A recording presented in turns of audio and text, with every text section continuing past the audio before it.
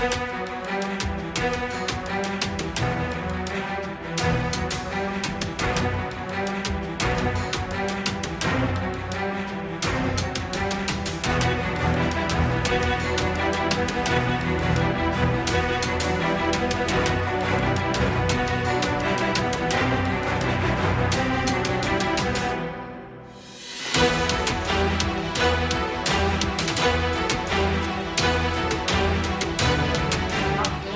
ते 6 महिने काम चालू होतं. माझ्या अंदाजाप्रमाणे 1 महिन्यात काम झालं तर येण्याचा आमचा कायमस्वरूपी मार्ग आहे. मग त्या 5-6 महिन्याच्या कालावधीमध्ये त्याची निविदा प्रक्रिया का राबवली गेली नाही प्रशासक म्हणून? आचारसंहिता जाऊ दे हो, आचारसंहिता लागेल ती केव्हाही लागते, ती निवडणूक आयोग लावतो. पण आचारसंहिता लागणार होती, निवडणूक यादीचा कार्यक्रम जाहीर झाला होता. मग तुम्ही तुमच्या कालावधीमध्ये तुम्ही प्रशासक म्हणून निविदा प्रक्रिया का राबवलीत नाही? तुम्ही सभेसमोर का ठेवता अशी कामं अडचणीची? का ठेवली?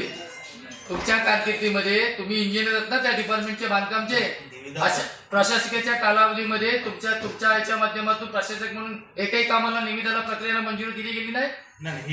ही काय सांगतो, ही 4 कामं राहिली ना, त्याच्यामुळे 96-94 कामं झाली असतील, त्याला तुम्ही निविदा प्रक्रिया राबवलीत ना, त्याच्या वर्गावर प्रोसिजर केलेत ना, ही 4 कामं का ठेवलीत?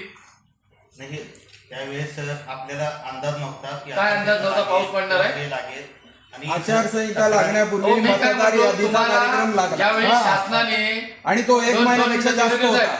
शासनाने प्रशासक म्हणून आपली नेमणूक केली ना, प्रशासक म्हणून आपण 3.5-4 वर्ष काम पाहताय ना. पण तुम्हाला आचारसंहिता केव्हा लागते, निवडणूक केव्हा लागते, निवडणुकीचा कार्यक्रम केव्हा जाहीर होतो, हे तुम्हाला काय करायचं होतं? ज्योतिष बघायची गरज होती.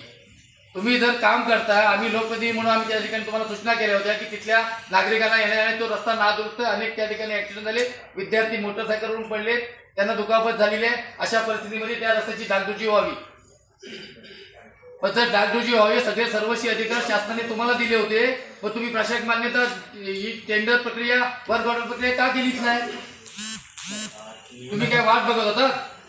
अशी कामं परिपूर्ण करायची आणि ही बॉडीवरती टाकण्याची, बॉडी अडचणी देऊन दे. मग एक काम करा, ही जी सगळी एक काम, 1 मिनिट, अरुण आईस्क्रीम काम असेल, दुसरे तुमचं एक शौचालयाचं एक काम आहे, आणि तिसरं कुठलं काम आहे? चौथं व्यायामशाळा. ही 4ही कामं ही तुमची प्रशासकच्या कालावधीमध्ये झालेली आहे. याचा बॉडीमध्ये कुठलाही रोल नाही की कुठल्याही त्या ठिकाणी बॉडी अस्तित्वात नसल्यामुळे कुठल्याही नगरसेवकांनी तुम्हाला ऍडव्हान्स काम करा म्हणून सांगितलेलं नाही.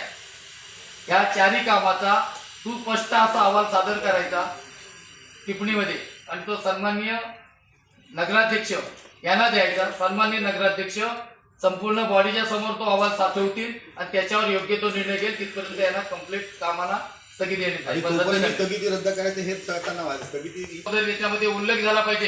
हे काम प्रशासकीय कालावधीमध्ये झालं. बॉडी अस्तित्व झाल्यानंतर कुठल्याही कामाला आम्ही काम केलं नाही, याला मान्यता दिली नाही.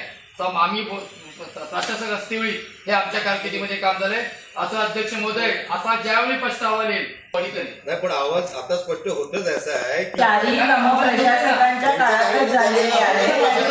आमचा काय संबंध नाही. त्याच्यात त्यांनी स्पष्ट उल्लेखच करायचा आहे. त्यांनी आता स्पष्ट सभागृहात सांगितलंय की आम्हाला निविदा काढायला वेळ मिळाला, आचारसंहिता लागली. याचा अर्थ काय होतो? आचारसंहिता लागली म्हणजे त्यावेळी बॉडी अस्तित्वात नव्हती, हे तर स्पष्ट होत आहे ना सभागृहात. मग जर बॉडी अस्तित्वात नव्हती म्हणजे बॉडीने ती कामं करायला तुम्हाला सांगितलेली नव्हती. त्यावेळी आम्ही नागरिक म्हणून होतो, आम्ही तेव्हा लोकप्रतिनिधी नव्हतो. ज्यावेळी आम्ही तिथले नागरिक आम्हाला सूचना करतात, माझी नगरसेवक असेल की माझी नगराध्यक्ष की माझी लोकप्रतिनिधी असतील, त्यावेळी आम्ही तुम्हाला प्रशासक म्हणून सूचना केल्या. मग जर प्रशासक म्हणून आम्ही जेव्हा सूचना करतो तुम्ही त्याची कामं करता, त्याची परिपूर्ण काम करण्याची जबाबदारी सर्वस्वी तुमची आहे. यामुळे अध्यक्ष महोदय ज्यावेळी अहवाल सादर करतील त्याच्यामध्ये स्पष्ट असा उल्लेख पाहिजे की ही कामं 4ही प्रशासकीच्या कालावधीमध्ये झालेली आहेत, त्याच्यावर योग्य तो त्यावेळी निर्णय घेतला जाईल.